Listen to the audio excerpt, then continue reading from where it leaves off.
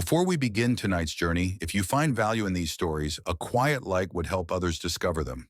Now let's go back to October 1529. October 11th, 1529. Dawn hasn't yet broken over Vienna, but already the Ottoman cannons have begun their morning chorus.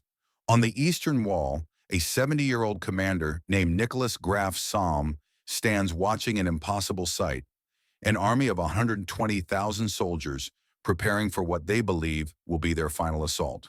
For 2 weeks, Ottoman miners have been burrowing beneath the city like patient moles in the dark earth. The walls above them are cracked, leaning, weakened. Entire sections have already collapsed into rubble.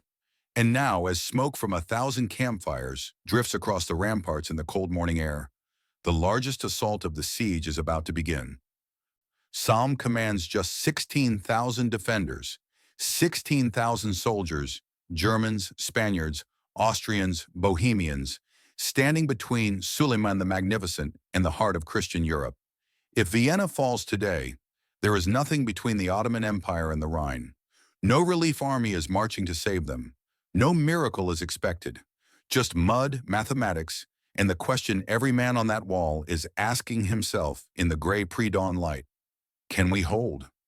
But to understand why these 16,000 men are about to face death on this October morning, we need to go back 3 years, back to a muddy field in southern Hungary, to the day an entire kingdom disappeared in the space of 2 hours, August 29th, 1526. Mohács. The name would become synonymous with disaster. King Louis II of Hungary was 20 years old when he led his army against Suleiman the Magnificent. Youth and pride can be a dangerous combination. Louis had assembled 25,000 men, knights in gleaming armor, cavalry that had defended the kingdom for generations, infantry that believed God would favor the righteous. Suleiman had brought 60,000. The Hungarian nobles, gray-haired men who had seen war before, told Louis to wait. Reinforcements were marching from Transylvania. More troops were coming from Croatia. If he could hold his position for just a few more days, he might face the Ottomans with something approaching equal numbers. But Louis was young, and the young often believe that courage can overcome mathematics. He ordered the attack on the morning of August 29th. It was over by noon. The battle, if we can even call it that, lasted less than 2 hours. Ottoman cannons, dozens of them, positioned with professional precision, began firing before the Hungarian cavalry could close to sword range. The sound must have been overwhelming, a continuous thunder that made the earth itself seem to shake. Medieval armor, the pride of Hungarian knights, offered no protection against cannonballs traveling at velocities those men could not have imagined. And then came the Janissaries. These were not ordinary soldiers. They were the elite infantry of the Ottoman Empire, slave soldiers taken as boys from Christian families, converted to Islam, and trained from childhood in the arts of war. They moved in disciplined lines, their arquebuses, early firearms, cutting down knights who still believed wars were won with swords and lances, with personal courage and noble blood. The Hungarian lines collapsed, not slowly but catastrophically, like a dam giving way. 15,000 Christians died on that field, bishops in their ceremonial armor, nobles who could trace their lineage back centuries, the best commanders Hungary possessed, all gone in an afternoon. And Louis himself, fleeing the massacre, fell from his horse into a swollen stream. His ornate armor, gilded, decorated, the symbol of his kingship, filled with water and dragged him under like an anchor. They found his body 3 weeks later, face down in the mud. Hungary's king drowned running away from the future. With Louis died Hungarian independence. He had no children, no brothers, no clear heir to unite the kingdom in its darkest hour. Within weeks, the vultures began circling. 2 men stepped forward to claim the throne. The first was John Zapolya, voivode of Transylvania. He was Hungarian nobility, popular with the Eastern lords, and he moved with speed. In November of 1526, a Hungarian diet at Fehérvár elected him king. He had the crown, the support of much of the nobility, and control of Eastern Hungary. But he didn't have legitimacy in the eyes of Europe. The second claimant was Ferdinand of Habsburg, Archduke of Austria. He was married to Louis's sister Anna, giving him a blood claim to the throne. More importantly, his brother was Charles the Holy Roman Emperor, the most powerful Christian ruler in Europe, controlling Spain, the Netherlands, parts of Italy, and vast territories in the New World that were just beginning to pour wealth into Habsburg coffers. Ferdinand had bloodline. He had international recognition. He had money and armies. But he didn't have Hungary. By early 1527, the kingdom had split like a piece of rotten wood. Zapolya controlled the east, ruling from Buda. Ferdinand's forces occupied the west, supported by Austrian and German troops. Two kings, two coronations, one dying kingdom being pulled apart. And in Constantinople, Suleiman the Magnificent watched with interest. The Sultan had not come to Mohács simply to destroy an army. He had come to reshape the political geography of Europe. Ferdinand's claim to Hungary was a problem, not a small irritation, but a strategic threat. If the Habsburgs controlled Hungary, they controlled the gateway to Ottoman Europe. Suleiman's empire would be blocked at the Danube. His expansion into the heart of the continent halted. For a ruler who had never accepted limits, this was unacceptable. In January 1528, John Zapolya sent envoys to Constantinople with an offer born of desperation. "Recognize me as king, and Hungary will be your ally." Suleiman agreed. The Treaty of Istanbul was signed. Zapolya would rule Hungary as an Ottoman vassal. In exchange, Suleiman would protect him from Ferdinand. It was a devil's bargain, and it worked. Ottoman troops marched into Hungary, and Ferdinand's forces retreated. By mid-1528, Zapolya sat on the throne in Buda, secure under the Sultan's protection. But Ferdinand didn't stop. He continued to claim the crown, continued to occupy Western Hungary, continued to style himself King of Hungary in treaties and correspondence sent to courts across Europe. For Suleiman, this was more than political theater. It was a direct insult. He had recognized Zapolya. He had invested his prestige, his authority, his word as Sultan. And Ferdinand, this Habsburg prince, was acting as if the Sultan's decision meant nothing, as if Ottoman power stopped at the edge of its armies. Suleiman the Magnificent did not tolerate disrespect. On May 10, 1529, the Sultan departed Constantinople at the head of the largest army he had ever assembled. Contemporary chroniclers, writing with trembling hands, claimed 120,000 fighting men. Some said 300,000 when you counted the camp followers, engineers, laborers, and the massive supply trains that stretched for miles. Modern historians, with their careful analysis of Ottoman logistics records, settle on a more conservative estimate, somewhere between 80,000 and 120,000 soldiers.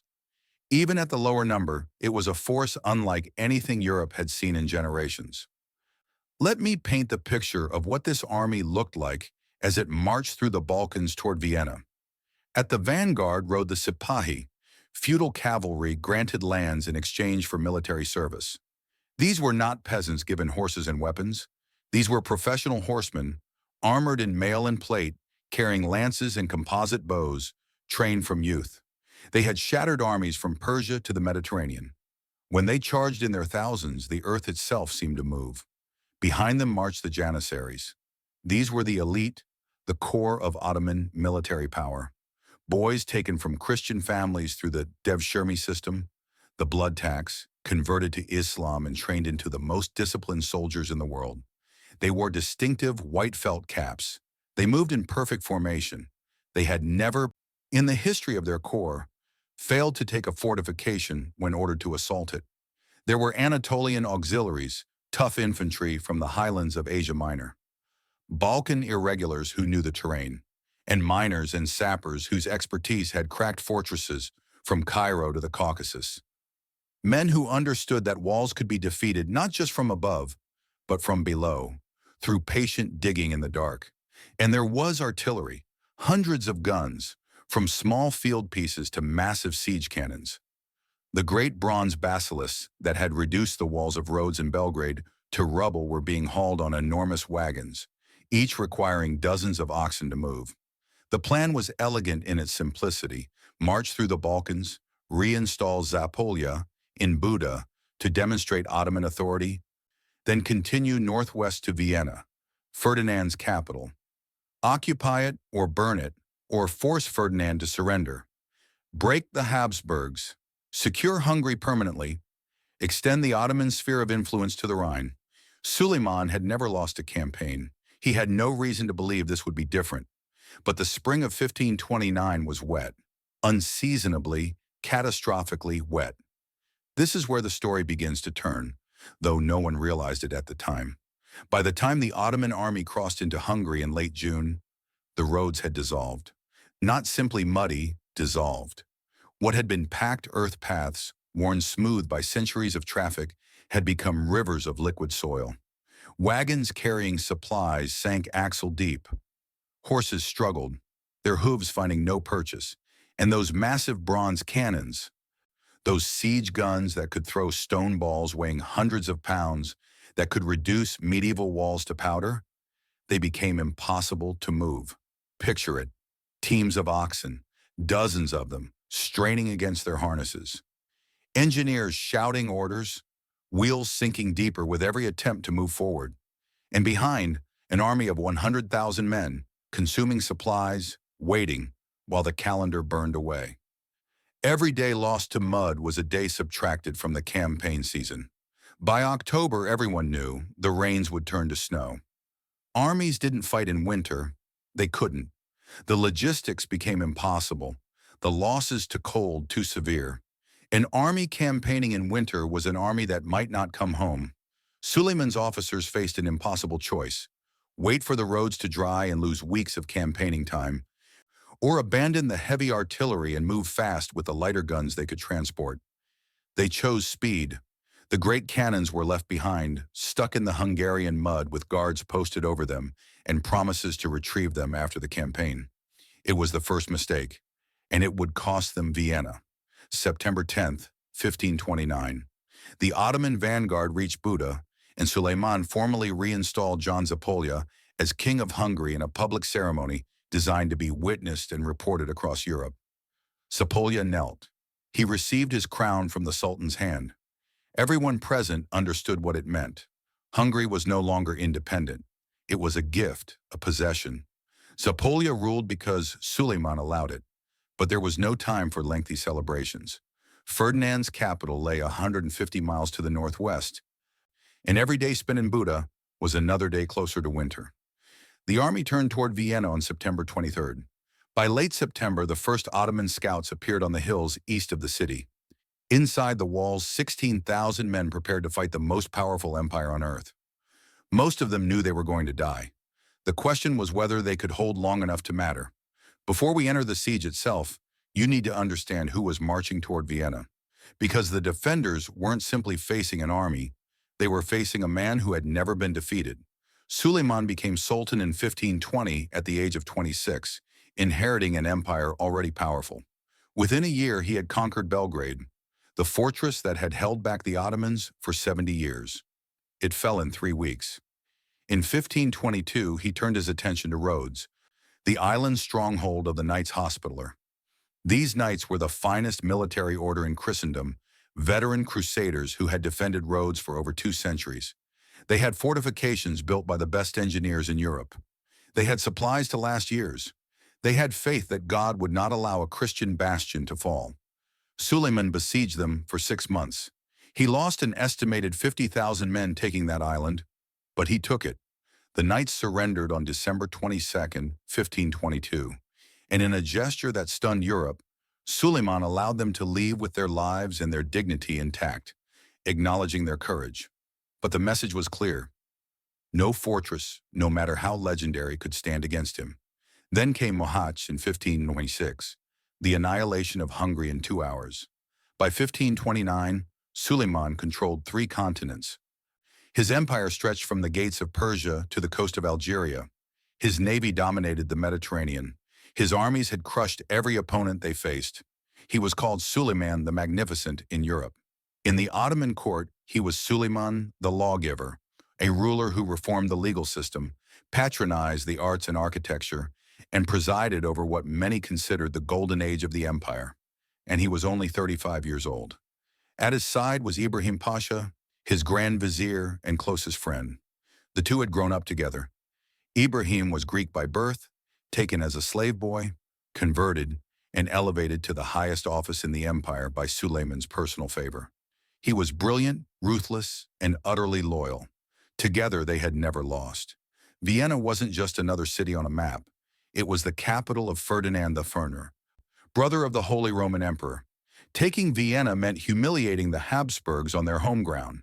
It meant proving that even the most powerful Christian dynasty in Europe couldn't stop the Sultan. But more than that, Vienna was a gateway. If Suleiman held Vienna, he controlled the Danube corridor. He could threaten Bohemia, Bavaria, the German principalities. He could force the Holy Roman Empire to negotiate from a position of weakness. And if he destroyed Vienna, the psychological blow would shatter Christian morale across Europe. It would prove that no city, no matter how far from Constantinople, was beyond Ottoman reach. This wasn't just about Ferdinand's stubbornness over Hungary. This was about the future of Europe itself. September 27, 1529. The Ottoman army moved through the Austrian countryside in two massive columns. The vanguard, light cavalry and scouts, ranged ahead, sweeping through villages, taking prisoners, gathering intelligence about roads and defenses. Behind them came the main body, infantry in their thousands, heavy cavalry, artillery trains, supply wagons stretching for miles. It must have been an awesome sight, an army that seemed to have no end, flowing across the landscape like a flood. The countryside emptied before them. Peasants abandoned their farms and fled west, carrying whatever they could on their backs or in small carts. Those who stayed, the old, the stubborn, the foolish, were killed or enslaved. Entire villages burned. This wasn't cruelty for its own sake. It was strategy. An army of 100,000 men consumed enormous resources. Foraging kept them fed. Terror kept the population from organizing resistance. And every refugee who fled to Vienna was another mouth the defenders would have to feed during a siege. By September 27th, the Ottoman vanguard crested the hills east of Vienna, and there it was, spread out below them like a stone fist clenched against the sky. From the high ground east of the city, Ottoman officers surveyed Vienna with professional eyes. Medieval walls encircled the core, thick stone, studded with towers and gates. The Danube curled around the northern edge, a natural moat protecting one flank. To the south and east lay open ground, fields and orchards that had been stripped bare. The Viennese had burned their own suburbs to deny the Ottomans cover. Smart, but not enough. The walls were thick, yes, but old. Built for an earlier age of warfare, the towers were strong, but not designed to withstand modern artillery. There were no advanced bastions, no angled fortifications of the kind Italian engineers were beginning to build across the continent. This was a medieval fortress trying to survive in the age of gunpowder. To experienced Ottoman commanders who had taken dozens of fortresses across 3 continents, it should have been easy. September 29th. The Ottoman army completed its encirclement. Tents spread across the landscape, thousands of them organized in precise military rows. Supply depots were established, artillery positions prepared. And in the center, Suleiman's command pavilion went up.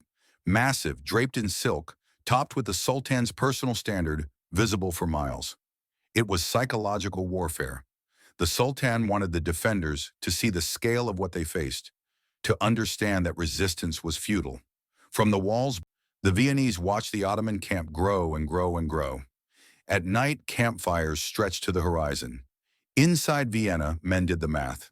Even if the Ottomans lost 10 men for every defender, they would still win. The numbers were impossible.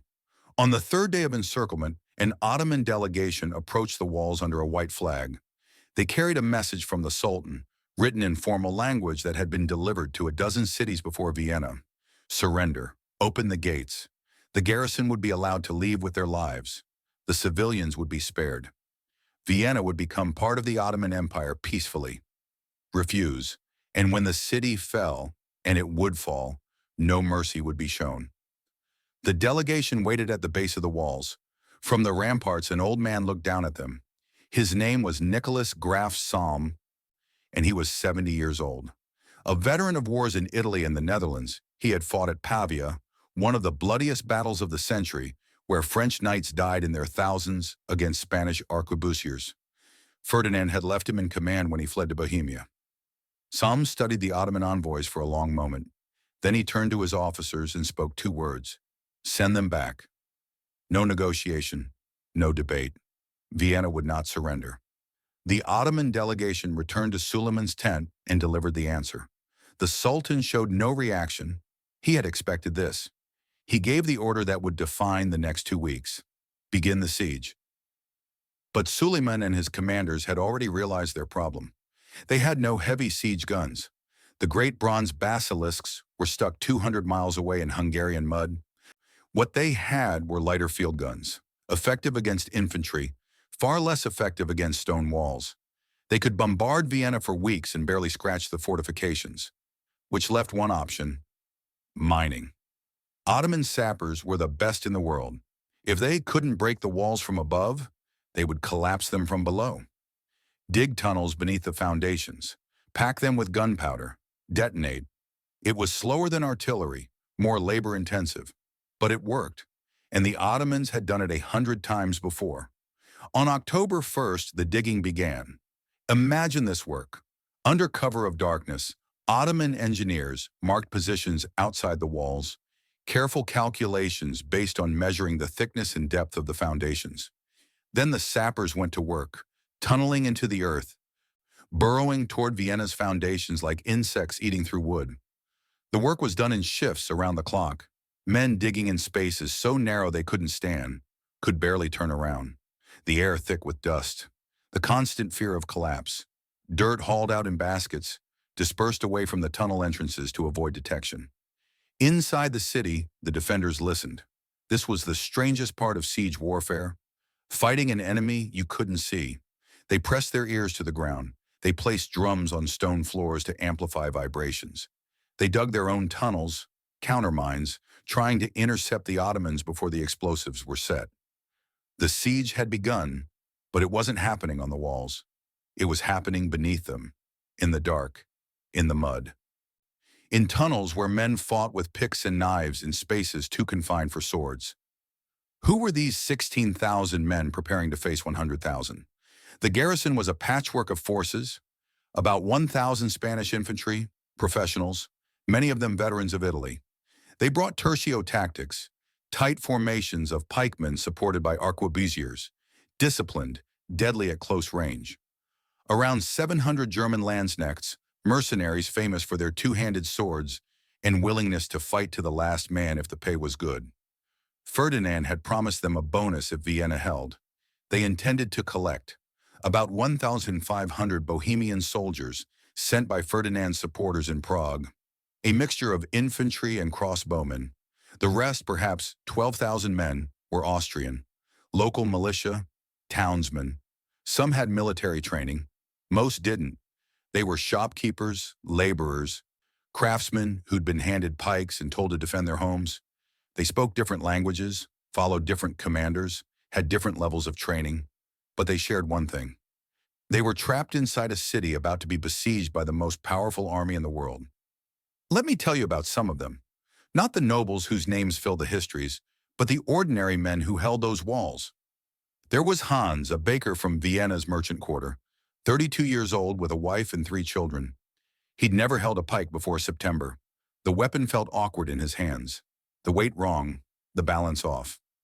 He stood on the eastern wall during the first night of encirclement, watching those thousands of Ottoman campfires, and thought about his children sleeping in the cellar of a neighbor's house because their own home had been burned when the suburbs were cleared. There was Miguel, a Spanish soldier who'd fought in Italy for 6 years. He was 26 and already tired of war, tired of sleeping in mud, tired of watching friends die, tired of being afraid. But he was good at war. His hands knew how to load an arquebus in the dark, how to aim for center mass, how to kill efficiently. He'd come to Vienna because Ferdinand was paying, and soldiers went where the money was. He hadn't expected to die here, but he was beginning to suspect he would. There was Wilhelm, a German Landsknecht who was 43 years old and had been fighting since he was 15. He'd lost count of the battles, the sieges, the desperate stands in places whose names he'd forgotten. He carried a Zweihänder, a two-handed sword nearly as tall as he was, and he was one of the few men in the garrison who wasn't afraid. Not because he was brave, but because he'd seen too much death to fear his own anymore. He just wanted to be paid what he was owed. And there was Joseph, an Austrian boy, 18 years old, barely old enough to shave. He joined the militia because his father told him to, because every able-bodied man had to serve. He'd never been in a fight, never seen a man die. On the night before the first assault, he sat in a guard tower and wrote a letter to a girl he'd been courting, knowing he'd probably never get to send it. These were the defenders, not heroes from songs, just men who happened to be in Vienna when history came calling. While sappers dug in the dark beneath the walls, Salm turned Vienna into a fortress. He'd made the hard decision in late August: burn the suburbs. Everything outside the city walls, homes, churches, workshops, stables, was put to the torch. Civilians wept as they watched their neighborhoods burn, but Salm gave them no choice. Sentiment loses sieges. Pragmatism wins them. The walls themselves were medieval. Thick stone, yes, but not designed for gunpowder warfare. Cannon could crack stone. Mines could collapse foundations. So Salm's engineers reinforced them. They piled earth embankments behind the walls to absorb artillery impacts. Stone shatters when hit with enough force. Earth absorbs. They dug ditches in front of the walls. Deeper, wider, harder to cross under fire. They built killing zones behind the gates. If the Ottomans breached a gate, they'd funnel into a courtyard swept by crossfire from 3 directions. No escape, no cover, just death. And they dug counter-mining tunnels beneath the walls. A network of listening posts where men could detect enemy digging and intercept it before the explosives were planted. This was siege warfare in 1529. Not romantic, not glorious, just math, dirt, and preparation. Vienna's normal population was around 20,000. But when Suleiman's forces started burning villages in eastern Austria, refugees poured into the city by the thousands. By late September, there were perhaps 40,000 mouths to feed inside the walls. Every refugee was another drain on food supplies, another body taking up space, another person who might panic when the bombardment started. Salm organized them with military efficiency. Able-bodied men were put to work reinforcing defenses, hauling supplies, digging trenches. Women were assigned to medical stations, kitchens, ammunition production, making crossbow bolts, preparing bandages, cooking for the garrison. Children ran messages between commanders, their small size and speed making them invaluable in a city under siege.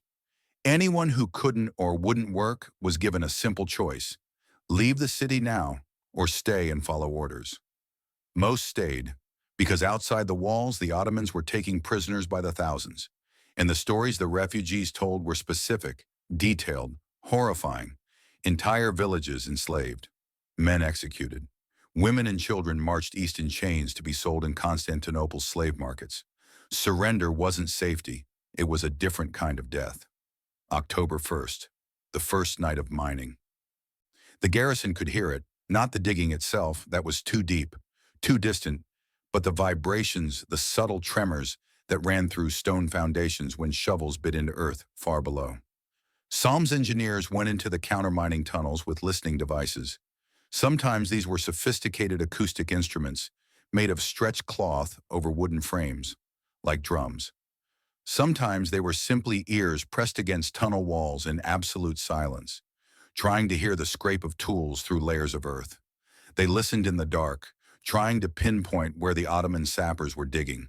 How deep? How close? In which direction? When they found an enemy tunnel, they had 2 options. Option 1, dig an intercepting tunnel and break into the Ottoman mine before the explosives were set. Kill the sappers, collapse the tunnel. This required perfect timing and nerves of steel, breaking through the last few feet of earth, not knowing if you'd emerge in an empty tunnel or face a dozen armed men in a space too tight to fight. Option 2, set their own explosives and blow the enemy tunnel before it reached the wall. Faster, safer, but it required knowing exactly where the Ottoman tunnel was. Get the position wrong, and you'd waste precious gunpowder blowing up empty earth. Both options meant fighting underground, in spaces so tight you couldn't swing a sword, where a tunnel collapse could bury you alive. The men who volunteered for countermining duty were either very brave or very stupid. Most were both. By October 3rd, the Ottomans had at least a dozen tunnels advancing toward different sections of wall. The defenders intercepted 3 of them. In one, a counter-mining team broke through into an Ottoman tunnel and fought a 15-minute battle in total darkness. Knives, pickaxes, fists, boots. You couldn't see your enemy, could barely tell friend from enemy except by voice. When it was over, 11 Ottomans were dead. The tunnel was collapsed. The defenders lost 6 men. Their bodies were never recovered, buried somewhere in the earth beneath Vienna. No graves, no markers, just gone. The explosion came at dawn. Not a sound first, a feeling. The ground lurched. Stone groaned, a deep bass note that seemed to come from the bones of the earth itself. Then the noise hit, a crushing roar that rattled teeth and collapsed lungs. At the Kärntner Tor, a 40-foot section of wall dropped into the earth. The mine had been packed with gunpowder and detonated perfectly. The foundation collapsed, and the wall above it, 20 feet of medieval stone, came down in a cascade of dust and rubble. When the dust cleared, there was a breach, a gap in Vienna's defenses, wide enough for 20 men to walk through side by side. From the Ottoman lines, war drums began to pound, a sound that could be felt as much as heard, a rhythm that seemed to synchronize with heartbeats. Sam was on the walls within 2 minutes. He reached the Kärntner Tor before the dust had even settled. What he saw was worse than expected. The breach wasn't just a crack in the wall, it was a ramp. The rubble had spilled outward and downward, creating a slope. The Ottomans could charge straight up into the city. Behind him, soldiers were already moving into position. Spanish infantry forming ranks, lanzknechts dragging pavus shields, massive wooden barriers tall enough for a man to crouch behind. Arquebusiers checking their powder, loading shot with practiced hands that tried not to shake. They'd prepared for this. They'd built secondary defenses behind every major gate, earthworks, barricades, overlapping fields of fire. But preparation and reality are different things. The assault began 10 minutes after the explosion. No warning, no horn blast, just the sound of thousands of boots on hard ground. The Janissaries came first, elite infantry in their white felt caps, curved swords at their hips, arquebuses slung across their backs. They moved in formation, tight, disciplined, fast. These were men who had trained together for years, who moved as one organism. Behind them came provincial troops, thousands of them. A human wave designed to overwhelm through sheer numbers. The defenders opened fire at 100 yards. Arquebuses cracked, creating clouds of white smoke. Crossbows snapped, their bolts invisible in flight. Small cannons loaded with grape shot, metal fragments packed into cloth bags, turning the guns into giant shotguns, tore into the advancing ranks. Men fell, dozens of them in the first volley. But the Janissaries didn't slow. They'd done this 100 times. They knew the defenders would get 1, maybe 2 volleys before they reached the breach. After that, it was close combat, and close combat was where the Janissaries excelled. At 50 yards, the defenders fired their second volley. More Ottomans dropped, but there were always more behind them. At 20 yards, the Janissaries drew their swords and charged. They hit the breach like a hammer against an anvil. The first line of defenders, Spanish infantry with pikes, braced and held. Pikes are simple weapons, long wooden shafts tipped with steel, nearly impossible to get past if the formation holds. And the Spanish held. The Janissaries slammed into the pike wall and stopped. Men impaled themselves trying to push through. Others tried to grab the shafts and pull them aside, to create gaps. That's when the arquebusiers fired, point blank, 5 feet away, lead balls punching through Ottoman armor and bone. The Janissaries reeled back, reformed, came again. This time they brought siege ladders, long wooden poles they jammed into the rubble to create makeshift bridges over the pipeline. Some carried bundles of wood to fill gaps. Others had small axes to chop at the pike shafts. It was brutal, methodical infantry work. No heroics, just professionals doing what they were trained to do. And they were pushing the defenders back, inch by inch, yard by yard. Salm saw it happening. The Spanish were holding, but they were taking casualties. Every minute, another pikeman went down, another gap in the line. If the formation broke, the Janissaries would pour through like water through a crack in a dam. He turned to a captain of the German Landsknechts. Reinforce the center, now. The Germans moved in. Big men in half armor, carrying Zweihanders, two-handed swords as tall as a man, designed to cut through pike shafts and enemy formations alike. They waded into the fight with the kind of reckless aggression that makes Landsknechts either very effective or very dead. In this case, effective. The German swordsmen pushed into the breach and started swinging. Ottoman soldiers, packed tight in the narrow gap, couldn't maneuver, couldn't dodge. The Zweihanders cut through arms, legs, necks. Blood turned the rubble slick, made footing treacherous. For the first time since the assault began, the Janissaries hesitated. Not out of fear, these were men trained from childhood not to fear death, but because the breach had become a killing zone. Every step forward cost lives. Even elite infantry have limits. An Ottoman officer, probably a Bölükbaşı, a Janissary company commander, shouted orders in Turkish. The assault pulled back. Not a retreat, a repositioning. They were regrouping for another push. Salm didn't waste the time. Get the wounded out. Bring up fresh troops. Reinforce the barricades. Men scrambled. The injured were dragged to the rear, leaving blood trails across the stone. Reserves moved forward. The dead, both Christian and Ottoman, were left where they fell. No time for burials, no time for prayers. Ammunition was brought up. Gunpowder in barrels, lead shot in leather bags, crossbow bolts in bundles. A Spanish officer approached Salm, blood running down his face from a gash above his eye. We can't hold another push like that, he said quietly. We've lost a third of the pike line. Then we hold with 2/3, Salm said. The officer stared at him for a moment, then nodded and went back to his men. 20 minutes later, the second assault came. The second assault was different. This time, the Janissaries were supported by archers, Ottoman bowmen who positioned themselves in the rubble just outside effective arquebus range and started shooting high, arcing volleys into the breach. Arrows fell like rain. It wasn't about accuracy. It was about forcing the defenders to raise their shields, to take cover, to stop shooting back.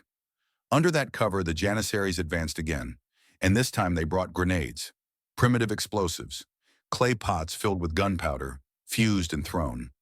When they detonated, they sent shrapnel and concussive force in every direction. One landed in the middle of the Spanish pike formation. The explosion killed 4 men instantly and shattered the pikes of a dozen more. The line broke. Janissaries poured through the gap. For 30 seconds, it looked like Vienna was lost. Ottoman soldiers were inside the breach, past the pikes, into the city, but they ran into the second line of defense, the killing zone Salm had built behind the breach, a courtyard with no exit, surrounded by buildings on 3 sides. Every window held an arquebusier. Every rooftop had crossbowmen. The Janissaries walked into a crossfire. Shots came from above, from the sides, from behind. There was no cover, nowhere to run except back the way they'd come. The defenders poured fire into them for 2 minutes. When it was over, the courtyard was filled with bodies. The survivors retreated back through the breach, dragging their wounded. The second assault had failed. This became the pattern of the siege over the following days. Every morning, another mine. Every morning, another explosion, another breach. Every day, an assault. Every night, frantic repairs. October 7th, another mine at the Bergtor, another breach, another assault that was repulsed by noon. 400 defenders lost. October 8th, mining continues. No assault. The Ottomans are repositioning, planning. The defenders use the day to strengthen defenses, bring up more ammunition, but they also use it to sleep, to eat, to remember what it feels like to not be fighting for your life.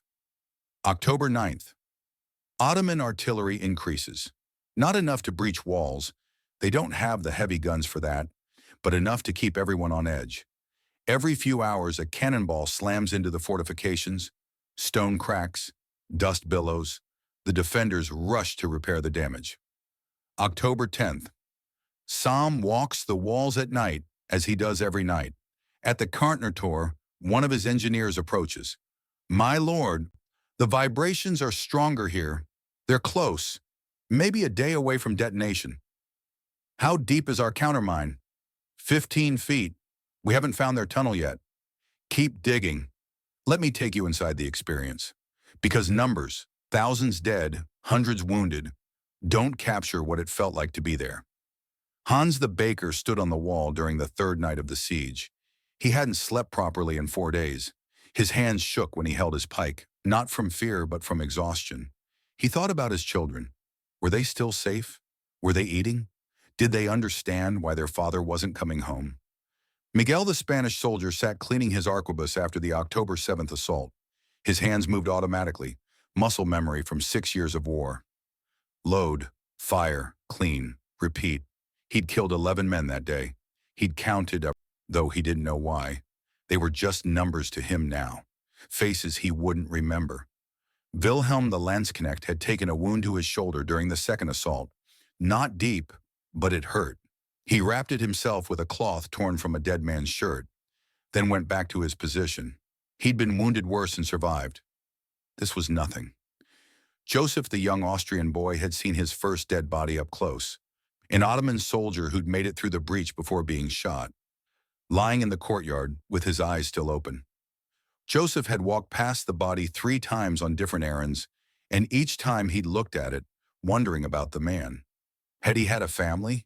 Had he volunteered for this, or been conscripted? Did someone in Constantinople wait for him to come home? These were the moments between battles. The quiet times when men thought about why they were fighting, what they'd lost, whether they'd survive. On October 10th, something unexpected happened. The women of Vienna entered the fight. They'd been hauling ammunition all week, carrying water, dragging wounded men to the medical stations. But when the Spanish lines started to collapse for the 3rd time during that day's assault, when it became clear the soldiers were running out of strength, the women stepped onto the walls. Not with swords, they weren't soldiers, but with stones, with boiling oil, with anything they could throw or drop. A group of women positioned themselves on the intact sections of wall overlooking the breach and started hurling rocks down onto the janissaries below. Others heated oil in massive cauldrons and poured it over the edge. The screams of burned men echoed across the battlefield. One woman, her name isn't recorded in the chronicles, lost to history, picked up a fallen soldier's arquebus, loaded it with hands that had only ever kneaded bread and sewn clothes, and shot an Ottoman officer in the chest. The Spanish soldiers watching this felt something shift. If the women could fight, how could the men stop? The assault was repulsed that day with fewer casualties than previous days, partly because of those women. The chroniclers noted it because it was extraordinary, but dozens of women did similar things throughout the siege. Not out of training, not out of duty, out of survival. Because if the walls fell, they knew what came next: enslavement, rape, death. The stories from villages overrun by the Ottoman advance were specific and horrifying. So they fought. By October 10th, another enemy had entered the siege: the weather. The autumn rains that had plagued the Ottoman march from Constantinople hadn't stopped. If anything, they'd gotten worse. Every night, water poured from the sky. The Ottoman camp, thousands of tents spread across open ground, turned into a swamp. Soldiers woke up ankle-deep in mud. Tents collapsed under the weight of water. Firewood was soaked through, making it nearly impossible to cook food or stay warm. Gunpowder had to be kept in sealed containers because dampness made it useless, and the cold was setting in. October in Austria is not kind. Temperatures were dropping into the 30s at night. Men who'd marched from Anatolia, accustomed to Mediterranean warmth, were shivering through the nights in wet clothes with inadequate shelter. Frostbite started appearing, fingers and toes going numb, then black. Dysentery tore through the camp, soldiers squatting in latrines, losing fluids faster than they could replace them. Dehydration, weakness, death. Then typhus, spread by lice in unwashed clothing in cramped conditions. Fever, rash, delirium. The Ottoman Medical Corps did what they could, but there were no antibiotics in 1529, no understanding of germ theory, no knowledge of why disease spread the way it did. Men just died. By early October, the army was losing hundreds of soldiers per day to illness, not from Austrian bullets, from invisible killers. On the night of October 10th, Suleiman convened his war council in his command tent. Present were Ibrahim Pasha, the Grand Vizier, and the senior military commanders, the Beyler Bey of Rumelia, the Aga of the Janissaries, the head of the artillery corps, and the chief engineer. The question was simple: do we continue the siege or do we withdraw? The chief engineer spoke first. We've detonated 14 mines. We've created 6 breaches, but the defenders repair them every night. They've built secondary fortifications behind every gap. We'd need another month to collapse enough of the wall to make it indefensible. We don't have another month, Ibrahim Pasha said. He gestured toward the tent flap, where rain was drumming against the fabric. It's October 10th. In 2 weeks, this rain will turn to snow. The roads are already impossible. If we wait much longer, we won't be able to retreat even if we want to. The Aga of the Janissaries spoke next. The men are exhausted, disease is spreading, morale is poor. We can't sustain this siege into winter. One of the commanders, a hardliner who'd fought in the Persian campaigns, objected. If we withdraw now, we'll be admitting defeat. The Sultan has never failed to take a city he besieged. This will embolden the Habsburgs. It will make us look weak. Silence fell over the tent. Everyone knew he was right. This wasn't just about Vienna anymore. It was about prestige, about reputation, about whether the Ottoman Empire could be stopped. If Suleiman withdrew without taking the city, every Christian power in Europe would see it as proof that the Ottomans weren't invincible. But if he stayed and the army fell apart, if disease and weather destroyed his forces, that would be an even worse disaster. Suleiman had been listening without speaking. Now he looked at Ibrahim Pasha. Your recommendation? Ibrahim hesitated, choosing his words carefully. One final assault, full strength, commit everything. If we take the city, we winter there and march home in the spring. If we fail, he didn't finish the sentence. If we fail, we withdraw and live with the humiliation. Suleiman nodded slowly. How long to prepare? 1 day. Then we attack on the 11th. The order went out that night. Every available soldier, janissaries, provincial infantry, cavalry dismounted to fight as foot soldiers, would assault Vienna simultaneously. No holding back reserves, no limited probing attacks. Everything, all at once. Break the walls, overwhelm the defenders, take the city, or die trying. October 11th, 4:00 a.m. The rain had stopped for the first time in a week. The sky was clear, stars visible, a cold wind blowing from the north that cut through wet clothes like a knife. On the walls, the defenders stood in silence. They could see the Ottoman camp stirring, troops forming up in the darkness. They knew what was coming. In the Ottoman camp, 100,000 soldiers prepared to attack. Suleiman himself put on his armor, not ceremonial armor for parades, but battle armor. He intended to be close enough to see the city fall. At 5:04 a.m., the war drums began, a slow, steady beat that could be heard for miles. At 5:30, the first light appeared on the eastern horizon, painting the sky in shades of gray and pink. And at dawn, October 11th, 1529, the largest assault of the siege began. The Ottoman artillery opened fire at dawn, not at specific targets, at everything. Every gun they had fired at once, creating a continuous roar of sound that made conversation impossible, that shook dust from rafters inside Vienna's buildings. The bombardment wasn't designed to breach walls. They didn't have the guns for that. It was designed to keep defenders' heads down while the assault columns advanced. And through the smoke and chaos, the Ottoman army came. Not at one breach, at all of them. This wasn't like the previous assaults, focused attacks on single weak points. This was total war. Janissaries hit the Kärntner Tor breach. Provincial troops stormed the Burgtor. Dismounted cavalry attacked the sections of wall damaged by mines near the Stubentor. Simultaneously, Salm had 13,000 soldiers left after 10 days of siege. He couldn't concentrate his forces anymore. He had to defend everywhere at once. He sent runners sprinting through the city with orders, directing his forces like a conductor leading an orchestra in the middle of a hurricane. The Janissaries hit the breach like a tidal wave. No probing, no testing the defenses, just a full-speed charge with ladders, grenades, and cold steel. The Spanish pike line held for 30 seconds. Then a Janissary grenade landed in the formation. The explosion killed 3 men and shattered a dozen pikes. The line buckled. Ottoman soldiers poured through the gap, swords out, screaming. They made it 10 feet into the city before running into the German swordsmen. The Landsknechts met them with Zweihanders, 6-foot blades swung with the force of desperation. No finesse, just raw violence. The fight became a meat grinder, bodies piling up, blood making the footing treacherous. Neither side could advance. Neither side could retreat. They just killed each other until one side ran out of men. The second breach was wider. A mine had collapsed 60 feet of wall 2 days earlier. The Ottomans knew it. They sent 2,000 provincial troops straight at it in a human wave. The Austrian militia holding that section weren't professional soldiers. They were shopkeepers and blacksmiths who'd been handed pikes 3 weeks ago. When 2,000 screaming men charged at them, half the militia broke. Not out of cowardice, out of animal instinct that says run when faced with overwhelming force. The other half tried to hold and got overrun. Ottoman soldiers were inside the city within 5 minutes. A runner reached Salm. Bergtor has fallen. Ottomans are through. Salm didn't hesitate. Send the Bohemians. Everything we have in reserve.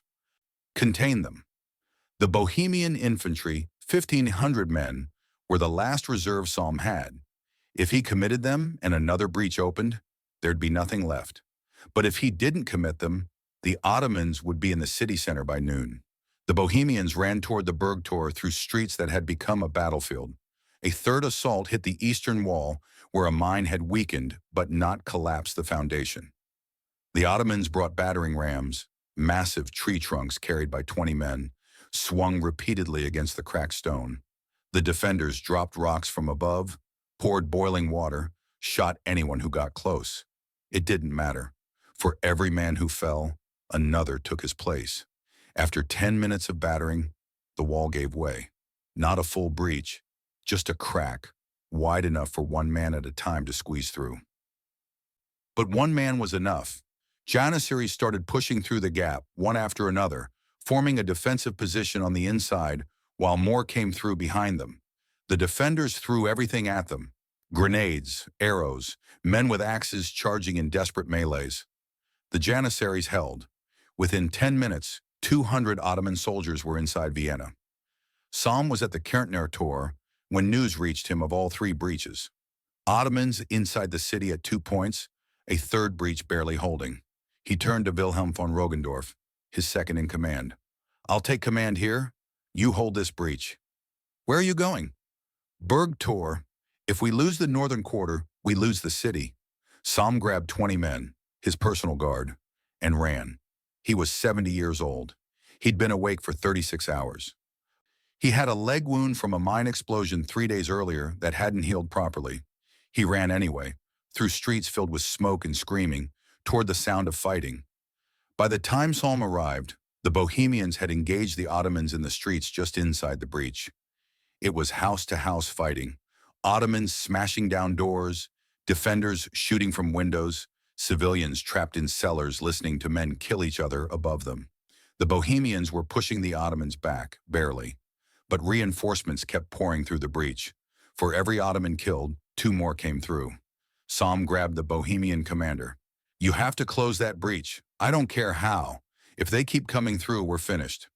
We've tried. They're dug in. We can't get close without losing half our men.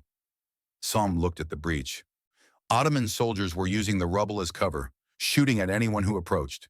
He needed to collapse the breach itself, make it impassable. Do we have explosives? The commander nodded. Some mining charges. Bring them. We're going to blow the breach. That will kill our own men who are engaging the Ottomans. Salm met his eyes. Better than losing the city. The commander stared at him for a long moment, then ran to get the charges. 10 minutes later, a team of engineers approached the breach carrying barrels of gunpowder.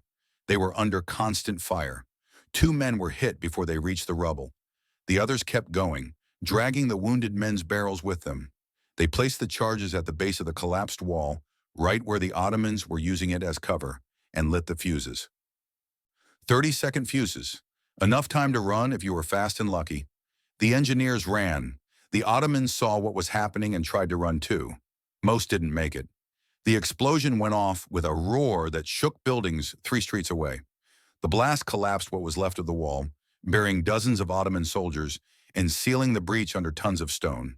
The Ottomans inside the city were cut off from reinforcements. The Bohemians turned on them with renewed fury. It took 20 minutes to kill or capture every Ottoman soldier who'd made it through. The Burgtor was retaken. The crack in the eastern wall was still open, and Janissaries were still pouring through one at a time. But the narrow space created a bottleneck. The defenders turned it into a killing zone. They couldn't stop the Janissaries from coming through, but they could kill each man as he emerged. Crossbowmen positioned themselves 10 feet from the crack and shot anyone who stepped through. When a Janissary made it past the crossbows, infantry cut him down. It was slaughter, methodical, mechanical. The Janissaries kept coming anyway because they were Janissaries, because they'd been trained since childhood to obey, because retreat wasn't in their vocabulary. By 9:00 a.m., there were over 300 dead Janissaries piled inside that section of wall, and they were still coming. Finally, an Ottoman officer on the other side of the wall gave the order to stop. The assault on the Steubentor ended. The crack remained, but no one was coming through anymore. The fighting at the main breach had been continuous for over 3 hours. The Spanish pike line had been reinforced twice. The German swordsmen had lost half their number. The rubble was piled with bodies, Christian and Ottoman mixed together, indistinguishable in death. And the Janissaries were still coming, wave after wave, relentless, professional, disciplined. But they weren't gaining ground.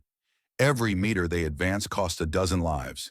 And the defenders kept rebuilding the barricades, kept reforming the lines, kept firing into the packed ranks. Then something unexpected turned the tide. The women of Vienna, who'd been hauling ammunition and tending the wounded all morning, stepped directly into the fight. When they saw the Spanish lines beginning to collapse for what seemed like the final time, they didn't wait for orders. A group of women positioned themselves on the intact walls overlooking the breach and started hurling stones, bricks, pieces of broken furniture, anything they could lift, down onto the Janissaries below. Others heated oil in massive cauldrons and poured it over the edge. The screams of burned men filled the air. One woman picked up a fallen soldier's arquebus, loaded it with shaking hands and shot an Ottoman officer, then loaded again and shot another and another. The Spanish soldiers, seeing this, felt something shift inside them. Shame, perhaps, or inspiration. If women could stand on those walls and fight, how could the men stop? The line held. By 10 o'clock, the Ottoman assault began to lose momentum. Not because the soldiers stopped trying, but because they were exhausted, bloodied, dying by the hundreds, and not gaining ground. The Burgtor was sealed. The Steubentor had become a death trap. The Kärntner Tor was still a meat grinder with no breakthrough. Officers tried to rally their men for another push. Some units obeyed. Others hesitated. The Janissaries, bloodied and exhausted, pulled back to regroup. Provincial troops stopped attacking entirely. By 11 a.m., the assault had stalled. Somme was back at the Kärntner Tor, directing the defense, when the final mine of the day exploded. One the countermining teams had missed, positioned directly beneath a watchtower 50 feet from where he stood. The tower collapsed. The shock wave threw men off the walls. Debris flew in every direction. Chunks of stone, pieces of timber, dust and smoke and chaos. A piece of stone the size of a man's fist hit Somme in the side. He went down hard. His guards rushed to him, thinking he was dead. He wasn't, but blood was soaking through his armor. The impact had cracked ribs, possibly punctured something internal. Pain radiated through his chest with every breath. "Get me up," he said through clenched teeth. "My lord, you need a surgeon." "Get me up." They pulled him to his feet. He swayed, caught himself, steadied, looked out at the battlefield. The Ottomans were regrouping for another assault. "How long until they come again?" "Minutes, my lord." Somme nodded, turned to his second-in-command. "If I fall, you take command. Hold this wall. That's all that matters." Then he walked, limped, back to his position on the ramparts, one hand pressed to his wounded side. The soldiers saw him, wounded, bleeding, still standing. It steadied them. If a 70-year-old man with broken ribs could stand on that wall, they could too. The Ottomans launched one final assault. Not a coordinated attack, just desperate, piecemeal pushes by units that still had the will to try. They were repulsed at every point. Not easily, not cleanly, but decisively. The defenders had learned the rhythm of battle, had found their second wind, had discovered depths of endurance they didn't know they possessed. By 2 p.m., the Ottoman attacks stopped. By 4 p.m., the army was pulling back to its siege lines. By nightfall, the battlefield was silent, except for the screams of the wounded. The assault had lasted 12 hours. The Ottomans had committed everything: janissaries, provincial troops, cavalry fighting as infantry, grenades, mines, artillery. And they had failed. Vienna still stood. The night of October 11th was quiet in a way that felt almost unnatural after the chaos of the day.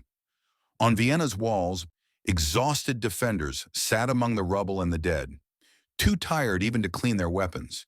The defenders counted their losses by torchlight: roughly 800 dead, another 500 too wounded to fight. They were down to about 11,700 effectives. But the walls still held. The breaches had been repaired, or at least made defensible. And across the field in the Ottoman camp, something had changed. You could feel it, the soldiers later said. A shift in the air, in the quality of the silence. The constant drumming that had marked every assault had stopped. The war horns were silent. Even the usual sounds of a military camp, men talking, orders being shouted, the clang of maintenance work, seemed muted. In his command tent, Suleiman the Magnificent sat with a reality he'd never faced before. His army was still intact, still capable of fighting. But he couldn't take the city. The casualty reports came in throughout the night. Over 4,000 soldiers lost in one day, dead or too wounded to fight. And for what? The walls still stood.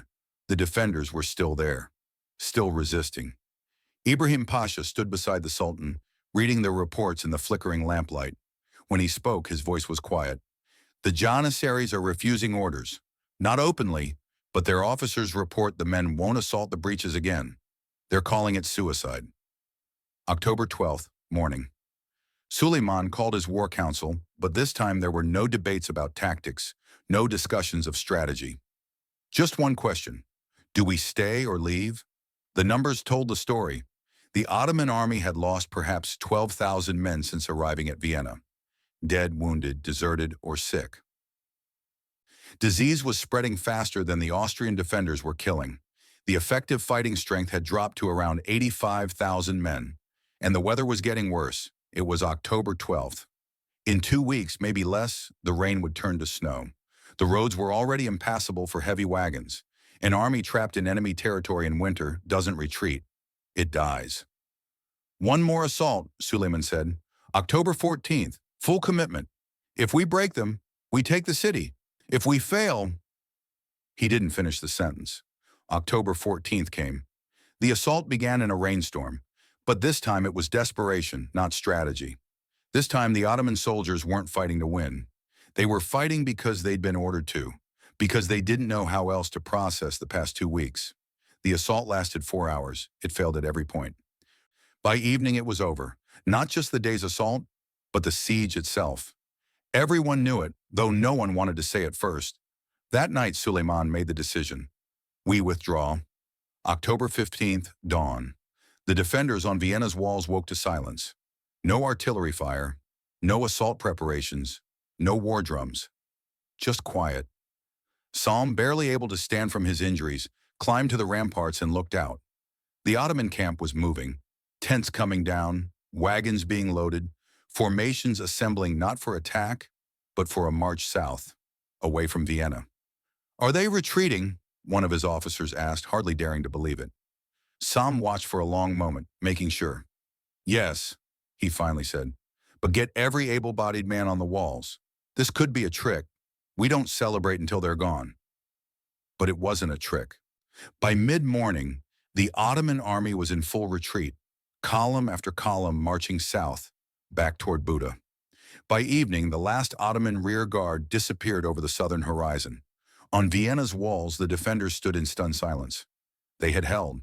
Against the largest army in the world, against Suleiman the Magnificent, against 2 weeks of constant assault, they had held. But let me tell you about the cost. Because victory is never as clean as the histories make it sound. Vienna had lost nearly 4,000 defenders, dead or permanently disabled. The city was shattered. Entire sections of wall had collapsed. Buildings were destroyed. The suburbs were gone, burned weeks ago. And winter was coming, with supplies nearly exhausted.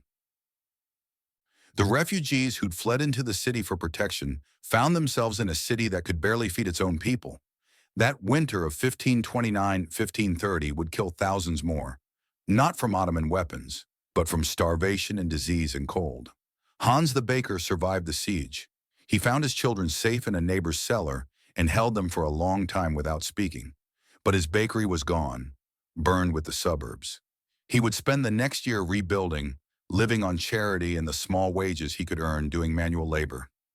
Miguel the Spanish soldier collected his bonus from Ferdinand's officials and left Vienna as soon as the roads were clear.